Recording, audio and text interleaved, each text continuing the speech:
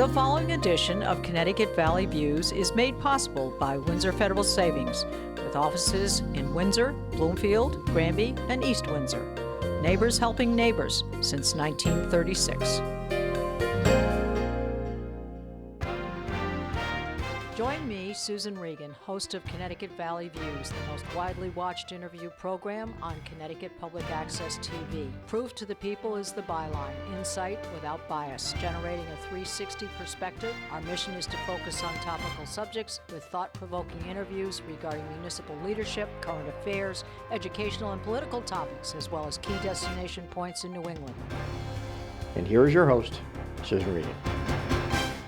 Hello, thank you for joining me today, and we are here at the Connecticut Children's Medical Center, and our subject to open are therapy dogs, and we have Toby, who is here with us, and the owner, Anita Albanese. Yes. Pleasure to be here with you. Nice we to meet thank you you for bringing your beautiful Goldendoodle, right? He is. He is Yeah. a Goldendoodle. Yep. How old is the dog? Toby is 8.5, and I've had him since he was a puppy.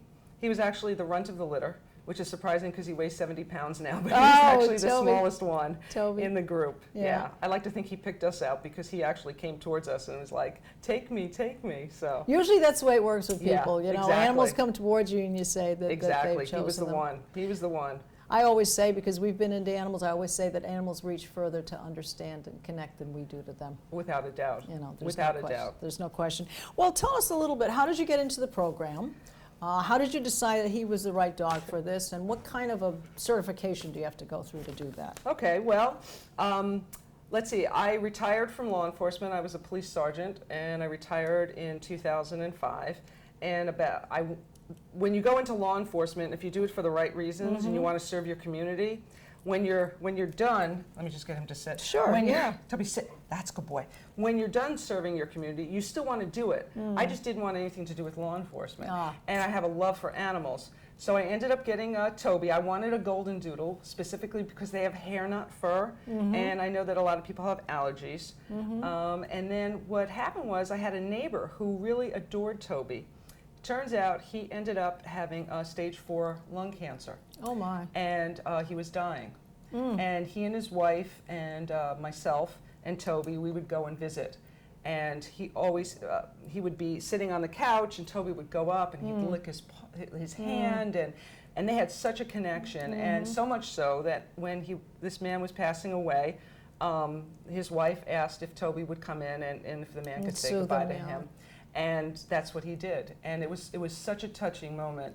I mean, he had both of his hands around Toby's face. Toby was up on the bed sitting with him, and he said his goodbyes and told him how much he loved him. And as a result, Toby and I went to training at Connecticut Canine Center in Newington, and we did therapy work for a year and a half.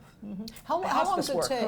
Hospice work for a year and a half. So how long does it take? You bring your dog in, and then how long is the process? Well, you know, you start with like basic puppy, and then you have beginning when the puppy, you start around 6 months, and he was probably ready to go about a year and a half. So it took him when he was about 2 years old. Okay. 2 years old. Right. And the certification process is very intense.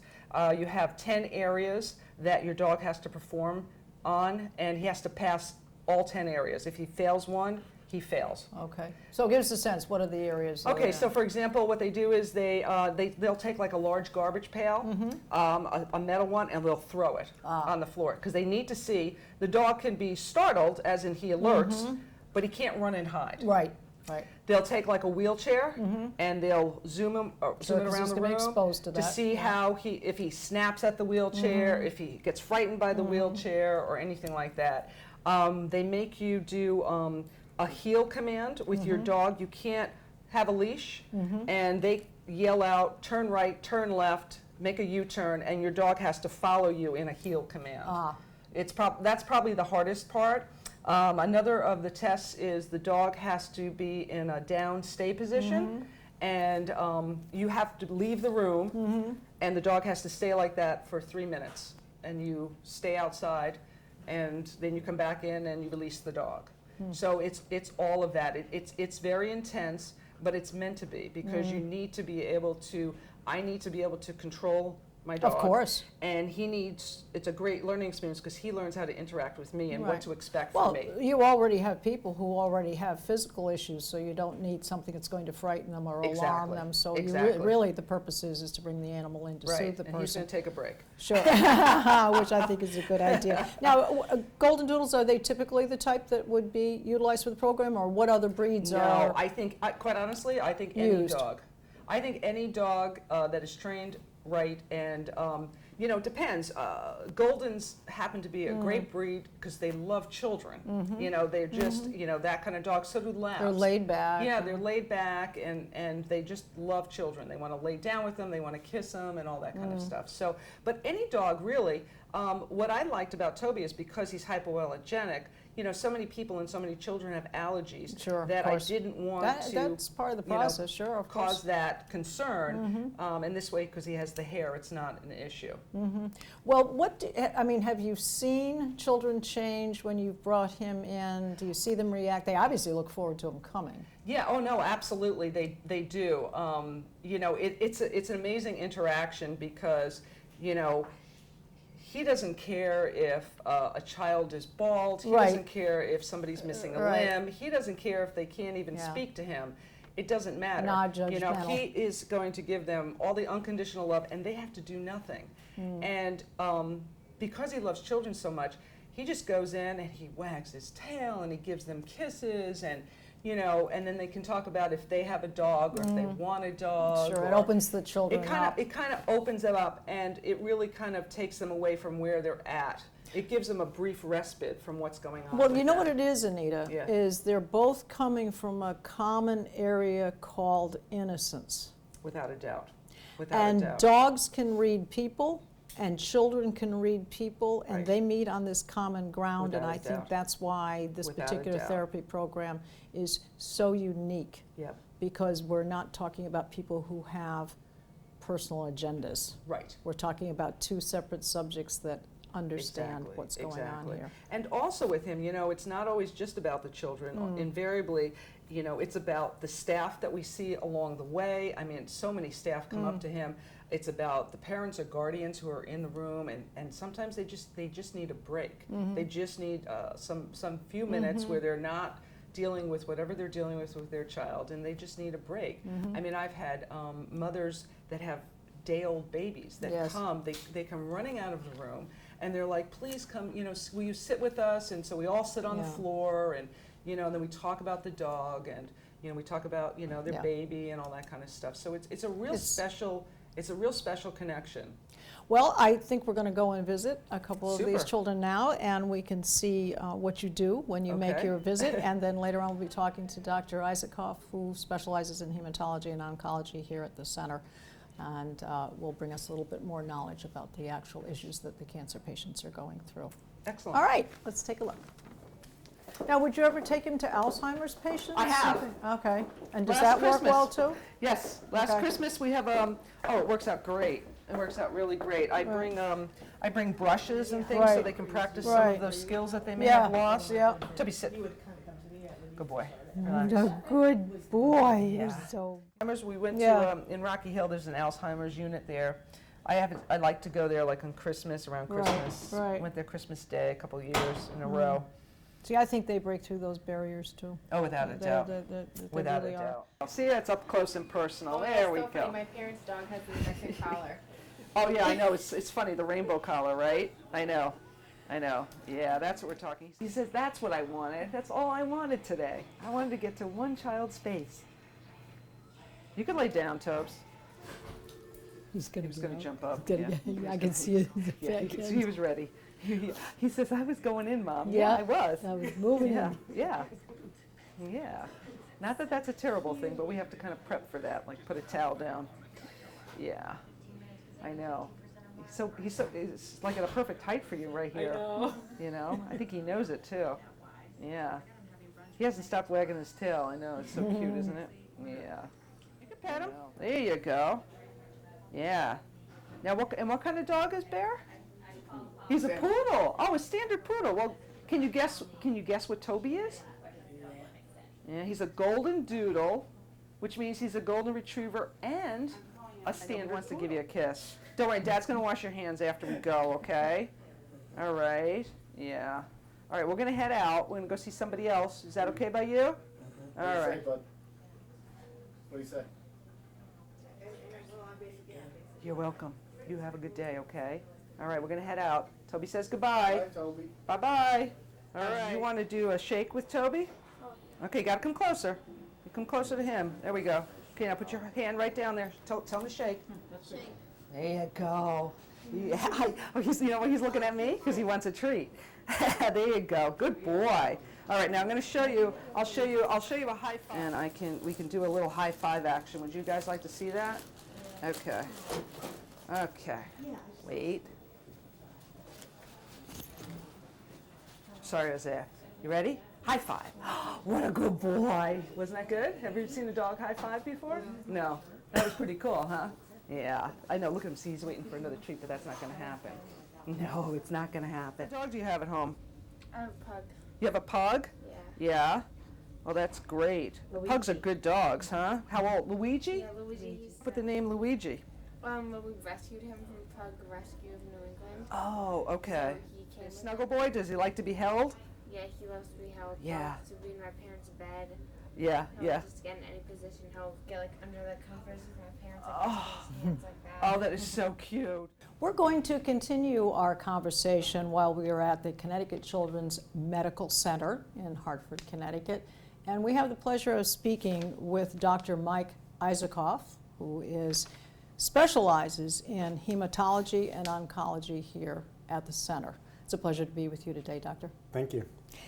You came from Dana-Farber, is that correct? That's right. To the center. When was that? In 2005, I was a fellow in training from 2002 to 2005 at Dana-Farber Cancer Institute and Boston Children's Hospital.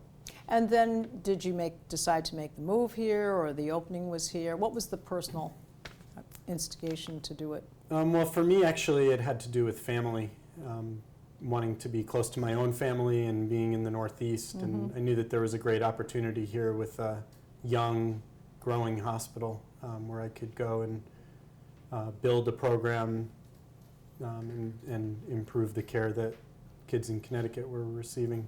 Well, you have a large family yourself. You have 5 children, and you specialize now. Was this a career thing that you determined at a very young age? I want to be a doctor. I know where I'm going. Yeah, I mean, it turns out I actually always said I wanted to be a doctor, so it actually dates back to an age that I probably had no idea why I did. I always wanted to help people, and from the age of 5 years old, I always said I wanted to be a doctor. So through high school, I worked hard and knew that I wanted to, study to get into college to then be pre-med, although I chose a college in the end that didn't have necessarily a pre-med major. But I studied biology and then, worked hard and got into NYU Medical School. And then how did you determine it was going to be in this particular field? Yeah, so I always was interested in sports actually, and thought that I either wanted to be a sports medicine doctor or work with teenagers and be an adolescent medicine doctor. And through medical school, I continued that interest. But during a rotation in pediatric oncology, I met an athlete who I thought was, somebody who I would want to take care of. But this particular person had been walking across the street and suddenly had a fracture of their leg, virtually ending their hopes of being an athlete as they would get older. And X-rays showed that this fracture occurred because she had a tumor in her femur, in her thigh. And, that immediately became something. That was a catalyst. Yeah, I always had some interest in the biology of cancer, but the connection really was solidified then, because it was the first time that it really struck me that that it's really the age group, and while it's sports, that I may have been interested in, the disease that sort of strikes teenagers and even young adults. That can affect athletes is where I really solidified my interest in oncology. Most specifically within oncology, I have special expertise in bone tumors, and those tend to affect boys and girls who are.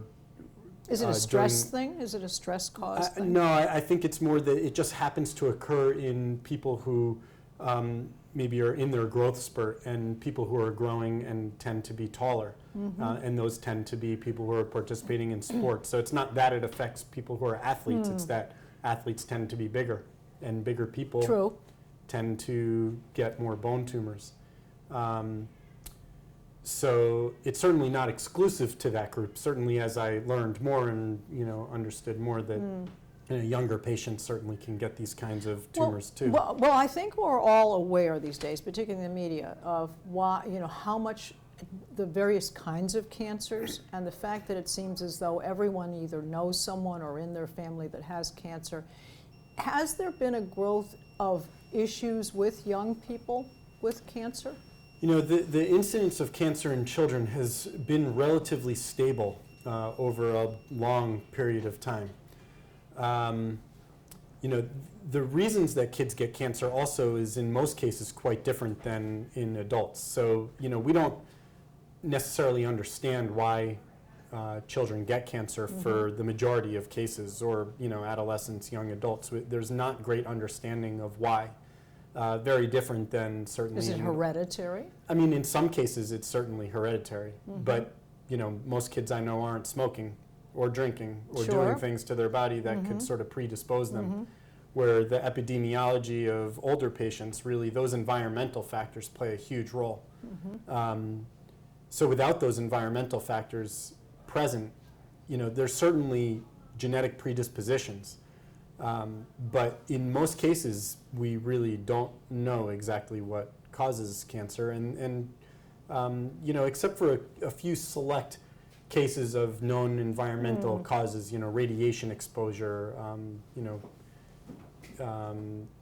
certain things like that over history, we know certain could things lead that have to impacted the environment or the situation for that particular person. Right. Even being exposed to perhaps parents who smoke too much, because we talk I mean, that's about, certainly a risk factor that I think is present. It's not been or documented. the mother smoked while she was carrying the child. Or I mean, we think there's probably a role of that, but there hasn't been good studies to sort of document how much that type of thing impacts, in the same way that there have been good studies that, really do document how smoking might impact an older adult. I certainly wouldn't recommend people smoking around kids for a variety of reasons. No, of course not.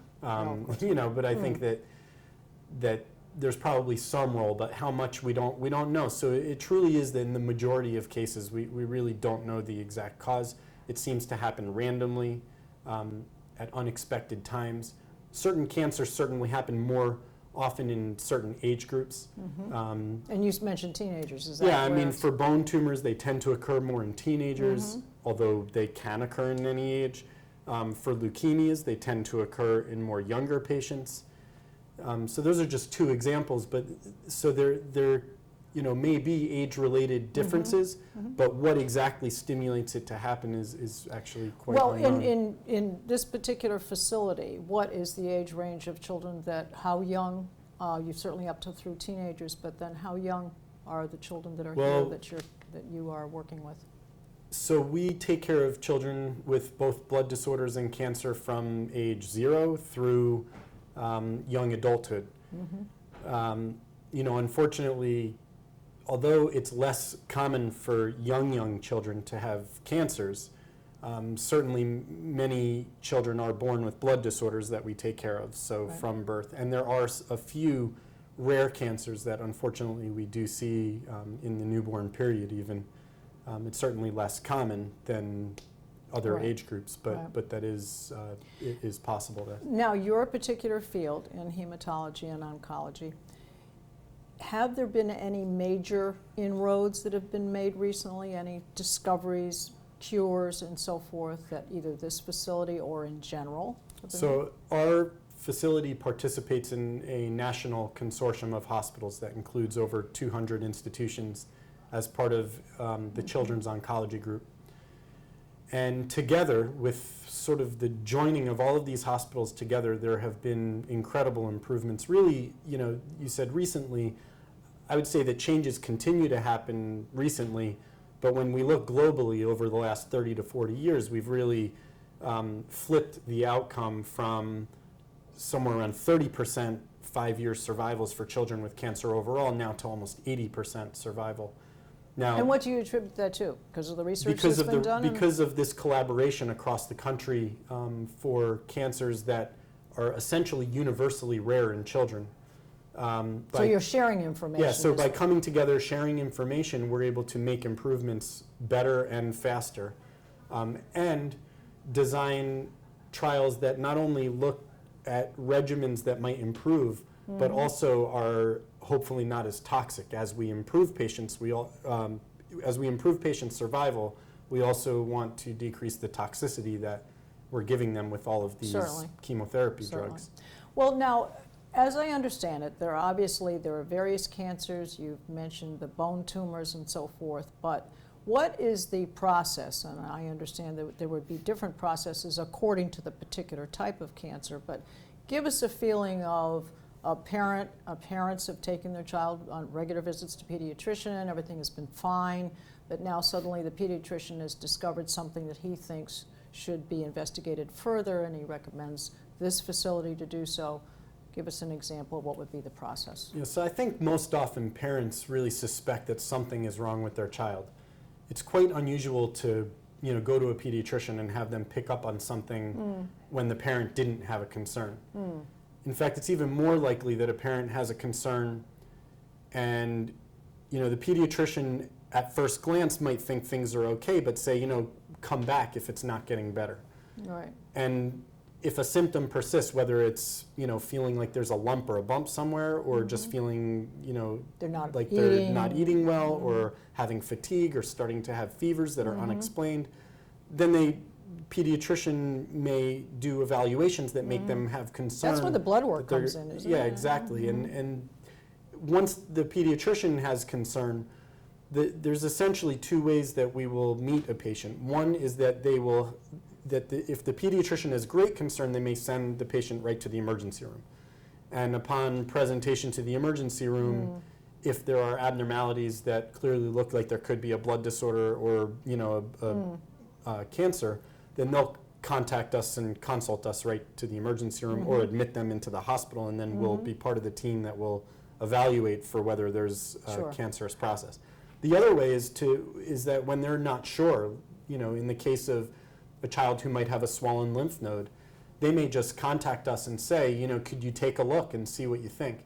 And they'll consult us. We'll see them. Usually, we can see patients very quickly in our outpatient clinic, and we'll take a feel, do some blood work, and if we have concern that whatever we're feeling might not be normal, we'll connect with our surgical colleagues in the hospital, who will come right to our clinic, and then if a biopsy is needed, then they will schedule that, and then we'll go from there. Now, if you have a child come in and you've addressed the problem, you've identified specifically, go through a course of action for that particular child, then how much follow-up work is done that it becomes a child who was here, perhaps for some period of time, that child goes home, and then what process would be continuing with the pediatrician, coming back here on a regular basis? What would be involved? Yeah, well, we always want our patients to continue to follow up with their pediatrician for all of their routine care as much as possible. Certainly during therapy, because of the complicated nature of the treatments that we give, we have to assume responsibility for all of the care of that patient. As they come off therapy, we really do try and get them to resume their normal care with their pediatrician. But in the initial period, we will follow patients at a monthly basis or an every 3-month basis. And even after many years, we will continue to follow patients on a yearly basis. Which would be very important, because obviously if it's been an issue before, it's gone into remission, it could possibly come back. Well, and we follow in another them both, form even. That's true. So we follow patients both to monitor for any possibility of recurrence, but we also follow them because we've given them medicines that actually can be toxic in many cases, and we want to make sure that they are not having long-term complications of the treatment that we've now exposed them to. So in many cases, actually, it turns out that second piece is the main reason why we follow all through childhood, because there can be complications of their normal organ systems and normal function that we need to keep track of and help with if there are issues. So it's like anything with health, it's an awareness Yeah. of what is normal, what had preceded it before, what, if anything, is different, and this is the important thing. Do you think that there is being a child versus, say, being an adult who can accept what they have to do and so forth, is it a tougher road to hoe when you're a child, the emotional stress and strain of having this issue that they don't quite understand? Well, I think that to some degree with the younger patients, emotionally it's not as hard because they don't fully understand. They may not like what we're doing, but we can usually get them through it fairly easily with sort of age-appropriate explanations. I actually think that the teenagers and the young adults, from an emotional standpoint, have it the hardest of any age group. Yes. Because they're at an age where they're both struggling with learning independence from their parents and also a sense of being invulnerable. And so those two issues sort of contribute to, I think, a very high level of difficulty of getting through hearing a diagnosis and then going through treatment. So the separation from the parent piece is especially, I think, especially difficult. Yes. Because they don't want their parents around all the time, and suddenly their parents are on them constantly. Of course. They're sleeping potentially staying in the room with them during inpatient hospitalizations. And, parents are, of course, appropriately worried, and so they're really More with worried them. than the average parent, yes. Yeah, and they're with them at a time where a lot of teenagers don't want their parents around. No, they want privacy. And to some degree, they do want their parents because now they're not feeling well and sick, but they also want that independence. So that struggle complicates things. And the invulnerability issue is a huge one. I think that it leads, in some cases, especially with, 18 to maybe 25-year-olds who are now outside of the house of a parent, and they don't have their parent to tell them, you need to go to the doctor. Yes. And they might not tell people that something's wrong when they initially feel a lump or a bump. I think it could lead to delays in their care, and it also, that feeling of now being vulnerable, I think, can really make it very difficult emotionally. Those issues, I think, older adults don't have to deal with. So for those reasons, I do think it's more challenging emotionally. That's an area that we have a lot of special expertise in.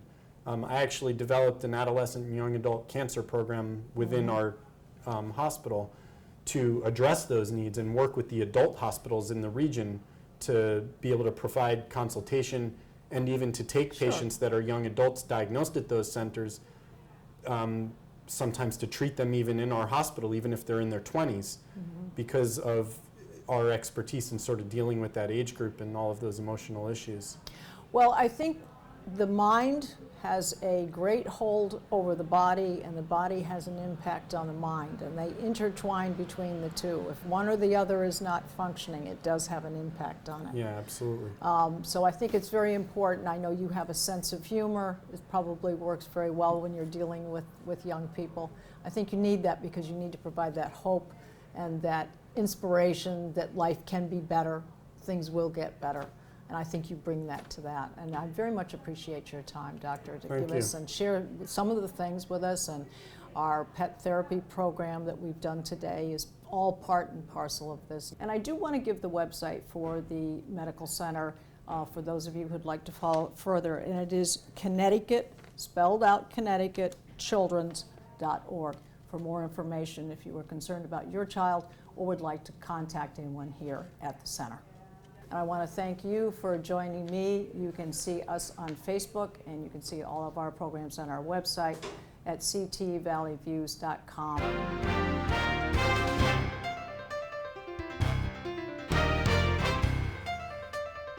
We wish to express our appreciation to Monica Buchanan, Media and Public Relations Manager, and Lisa Cantori, Outreach Arts Program Coordinator, for their guest coordination and support for our visit to the Connecticut Children's Medical Center.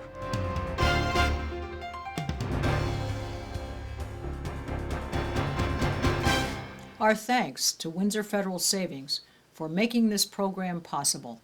Neighbors helping neighbors since 1936.